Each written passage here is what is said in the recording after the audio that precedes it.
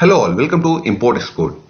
जब हम एक्सपोर्ट करते हैं या एक्सपोर्ट का बिजनेस स्टार्ट करते हैं तो हमें क्या करना पड़ता है, सैंपल भेजना पड़ता है। जब भी सैंपल जैसे ही दिमाग में आता है हमारे कि हाँ हमें सैंपल फला जगह भेजना होता है, उसी वक्त कुछ चीजें हमारे दिमाग में चलने लगती है। चाहे आप नए हो चाहे इंडस्ट्री में पुराने हो, तो सबसे पहले आपके दिमाग में यही चलेगा कि जो मैं सैंपल भेज रहा हूं उसके बदले में वो मेरे को ऑर्डर देगा कि नहीं देगा। उसके अलावा अगर वो जो इंपोर्ट कर रहा है जिसको मैं भेज रहा हूँ वो रियल है या फेक है। बहुत से लोग ऐसा करते हैं कि फेक बन के किसी से सैंपल मंगा लेते हैं और उसको क्या करते हैं, यूज कर लेते हैं। तो उसमें क्या होता है, उनको ऑर्डर नहीं मिलता। आप मल्टीपल बार सैंपल भेज रहे हो और उसका कोई भी रिस्पॉन्स नहीं आ रहा है।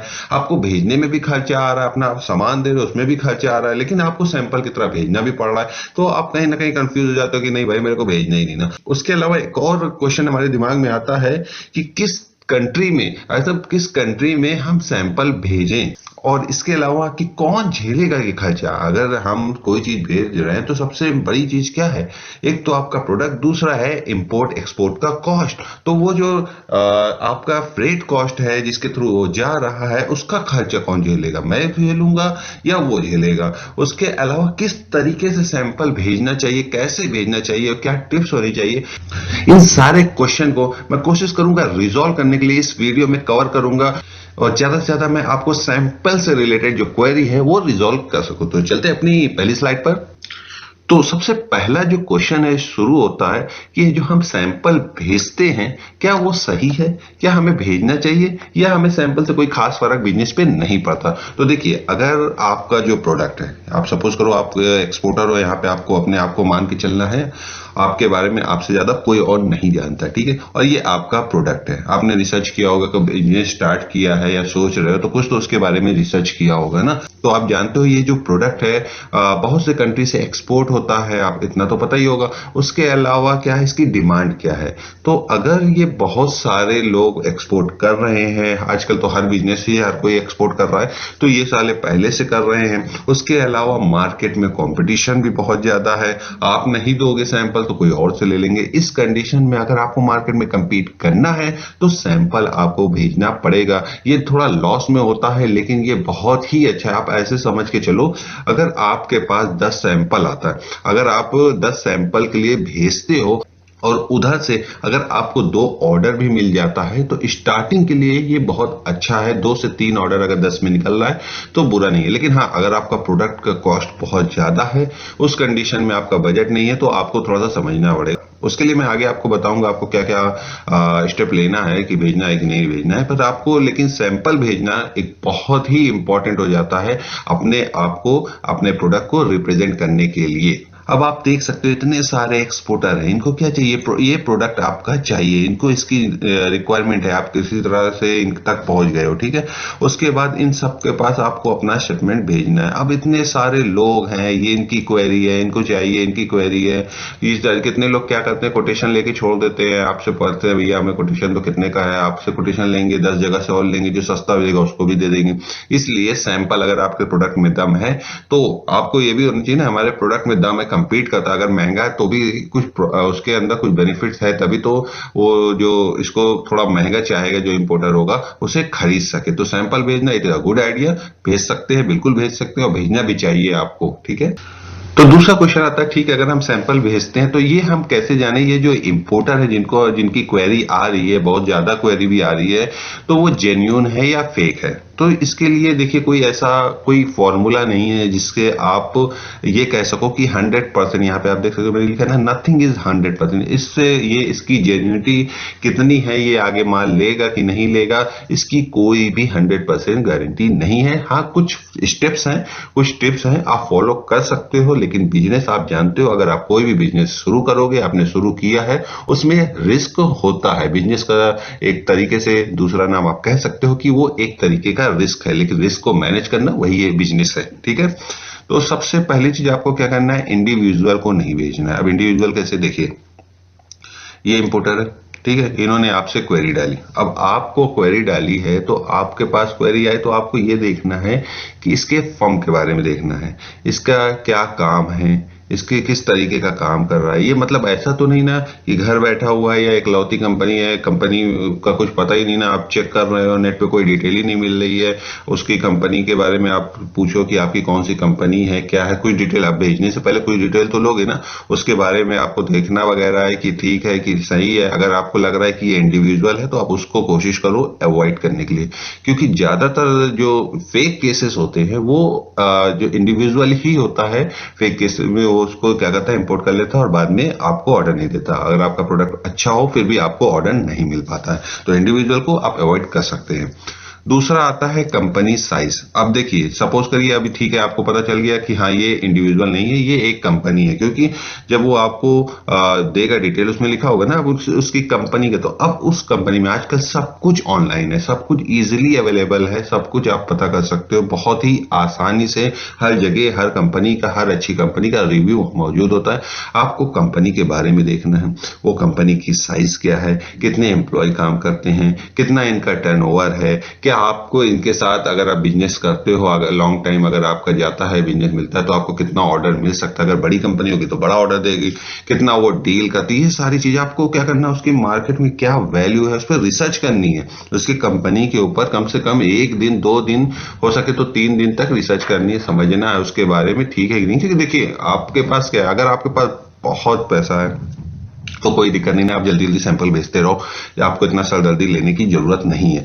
लेकिन अगर आपके पास बजट कम है तो आप इन सब चीजों पे बहुत ही बारीकी से ध्यान दे सकते हैं, और हो सकता है आप अपने जो कुछ जो एक्सपेंसेस है वो बचा सके। अननेसेसरी एक्सपेंसेस नहीं होना चाहिए, तभी तो आप ज्यादा से ज्यादा ग्रो कर सकोगे, ठीक है।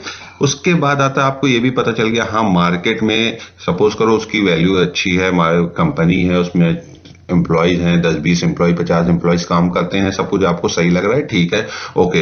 तीसरा आपको क्या करना है कि आपको उससे जो कम्युनिकेशन करना है उसकी ऑफिशियल ईमेल आईडी से करना है। ऑफिशियल ईमेल आईडी जैसे अगर उसने जो आपको क्वेरी भेजी है तो ऐसा ना हो जीमेल से भेज दे। लेकिन हाँ अभी आप देखोगे कि कुछ कंपनियां क्या है, वो उनकी जो ईमेल आईडी होती है @gmail.com से भी यूज होती है। पर अगर मैं देखता हूँ इंडिया में भी होता है और ऐसे यूएस में भी होता है, पर ज्यादातर जो है 90% केसेस में क्या होता है, यूरोप में स्पेशली, कि वहां पर आप देखोगे तो @ के बाद जो भी ईमेल आईडी हुई उसका नाम होगा, @ के बाद उसकी कंपनी का नाम होगा। क्या होगा, कंपनी का नाम होगा। कंपनी के नाम को आपको बहुत गौर से देखना है, उसके बीच में कहीं डॉट क्वेश्चन ऐसा कुछ ना लिखा हो या स्लैश लगाओ।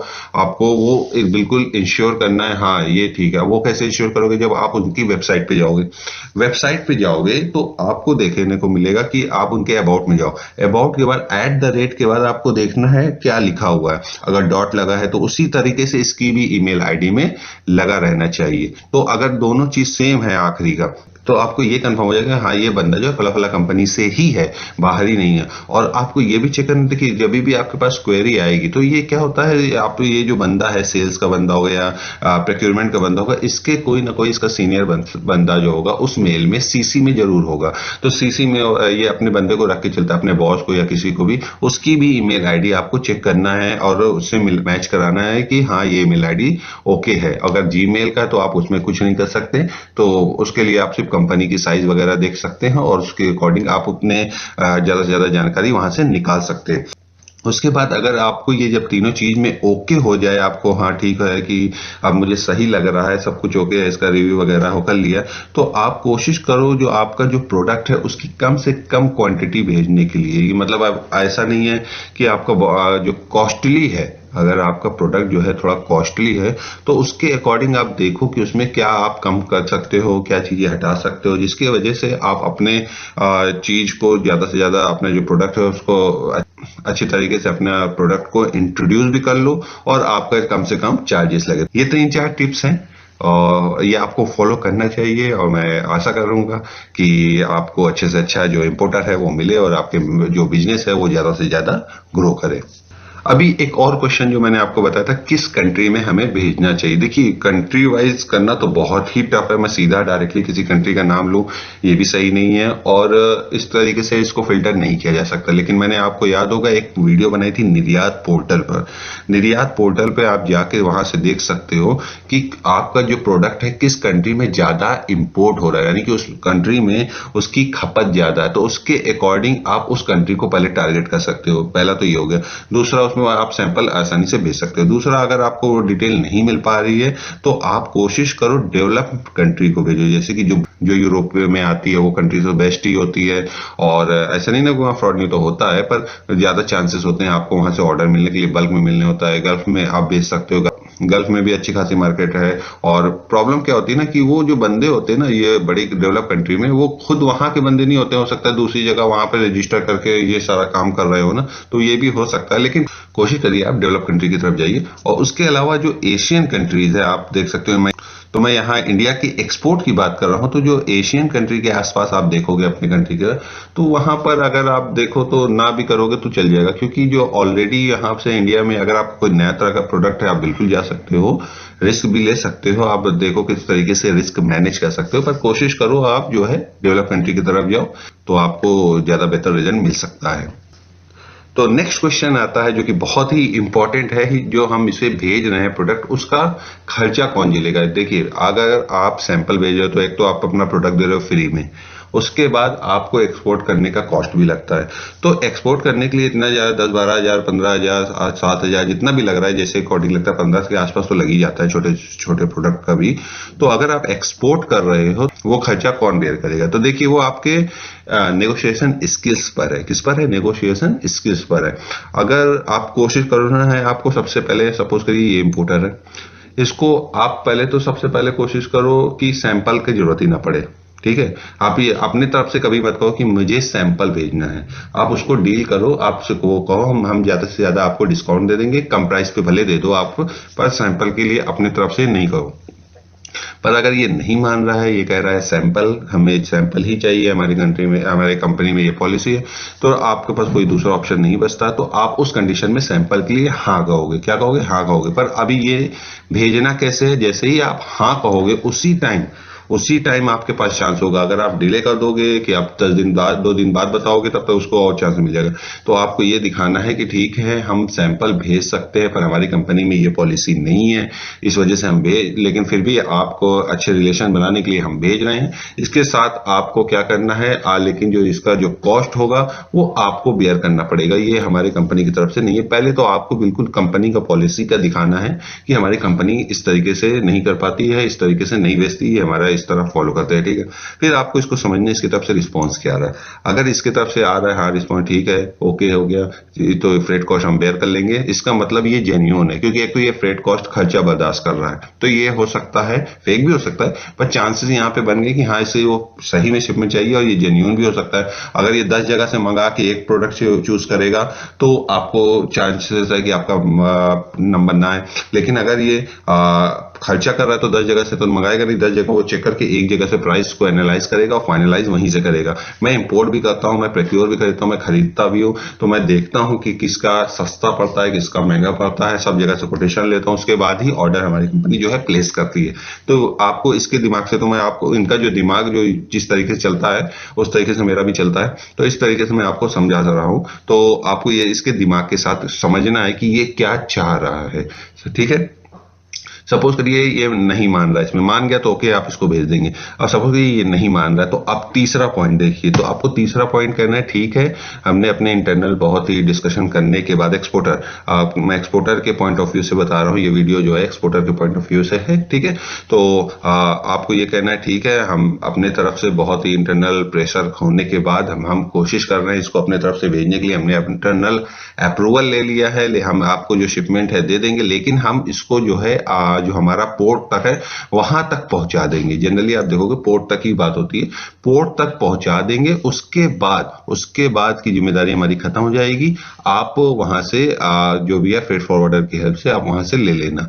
इसी किसी तरीके से आपको इसी के ऊपर ही डालना है, ठीक है। अगर जो बहुत छोटा प्रोडक्ट है आप डायरेक्ट भी भेज दो, तो अगर ये इस पे मान जाता है तो ठीक है, अगर इस पे भी नहीं मानता तो फिर आपको क्या करना है, ओके कर देना है, ठीक है हम जो है इसको भेज रहे हैं और पूरा खर्चा हम झेलेंगे और पूरा आपके तो आप अपना एड्रेस वगैरह दीजिए, जो प्रोसीजर है उसको करिए और सारे डॉक्यूमेंट्स को, पेपर को और प्रोडक्ट को तैयार कीजिए और डिस्पैच कर दीजिए। ये आपका लास्ट ऑप्शन होगा सैंपल भेजने के लिए। क्योंकि देखिए अगर आप कोई चीज दे रहे हो तो आप उससे डिमांड कर सकते हो, लेकिन ये है कि अड़ना नहीं। अगर आपको लग रहा है कि हाँ ये जो बायर है जेन्युइन है, तो उसको कोशिश करना है किसी तरीके से बोतल में उतारने के लिए। एक बार आपका ऑर्डर मिल गया, 2-4 ऑर्डर आपको जब मिलने लगेंगे तो ऐसे धीरे धीरे वो ऑर्डर बढ़ने लगेंगे, ठीक है। अब लास्ट क्वेश्चन आता है, चलिए सपोज करिए ये जो बायर है काफी जिद्दी है, ये किसी भी चीज में आपकी बात नहीं मान रहा है, अब आपको ही भेजना है, आपको ही खर्चा, तो आप कैसे भेजोगे? तो आपको सबसे पहले आपका प्रोडक्ट साइज देखना है और हो सके तो कार्गो मोड को, आप यहाँ पे देख सकते हो मैंने रेड किया हुआ है, कार्गो मोड को अवॉइड करना है क्योंकि बहुत ही उसमें झंझट होती है, सैंपल को लेके बहुत ही ज्यादा झंझट होती है। इसके लिए आपका बेस्ट ऑप्शन होगा मेरे हिसाब से कुरियर मोड पे जाने के लिए। थोड़ा सा कॉस्टली होता है, लेकिन अगर आप शुरू में हो, स्टार्टिंग कर रहे हो, तो ये सारा अरेंजमेंट होता है कुरियर मोड का। बड़ी बड़ी कंपनियां हैं और आप हमेशा सेलेक्ट करिए टॉप कंपनी के, जस्ट लाइक DHL, FedEx, ये सब जो बड़ी बड़ी कंपनियां हैं इनसे ही आप डील करिए। इससे क्या होगा, एक तो आपकी रेपुटेशन बनेगी उसके यहाँ कि हाँ ये बड़ी कंपनियां यूज करता है। दूसरी चीज क्या है कि इसमें डॉक्यूमेंटेशन में आपको ज्यादा फंसाया नहीं जाएगा, इनका वहां पर भी बहुत अच्छा सिस्टम होता है। हालांकि सबसे ज्यादा जो क्लियरेंस का झंझट होता है वो देखा, मुझे तो यही लगता है कि इंडिया में सबसे ज्यादा है। बहुत ही हार्ड प्रोसेस है, इम्पोर्ट का तो बहुत ही टफ है, एक्सपोर्ट का तब भी गवर्नमेंट छूट दी हुई है।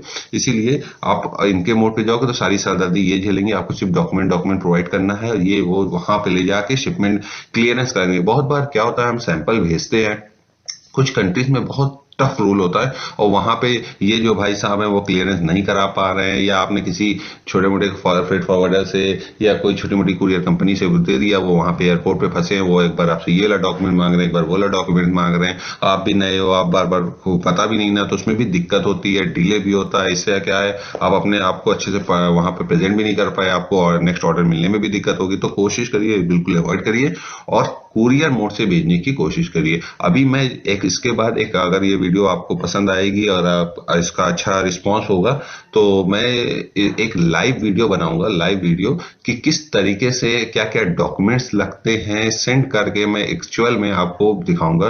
जो हमारा शिपमेंट एक्सपोर्ट होता है यहाँ से सैंपल के बेस पे, वो भी होने वाला है। तो अगर आप इंटरेस्टेड हो, आप मेरे को कमेंट्स करो और कमेंट्स करके बताओ। मैं तो कुरियर मोड में मैं एक्सपोर्ट करके लाइव आपको दिखाऊंगा कि मेरे को क्या क्या डॉक्यूमेंट्स लगे, किस तरीके से बुकिंग डाली जाती है, किस तरीके से प्राइस को चेक किया जाता है, सारी चीज मैं आपको वहां पर दिखा दूंगा। तो जिससे क्या होगा, आपको एक सैंपल भेजने में जो प्रोसीजर है वो काफी हद तक क्लियर हो जाएगा और आपके घर से शिपमेंट भी उड़ जाएगा, आपको कहीं भी जाने की जरूरत नहीं है।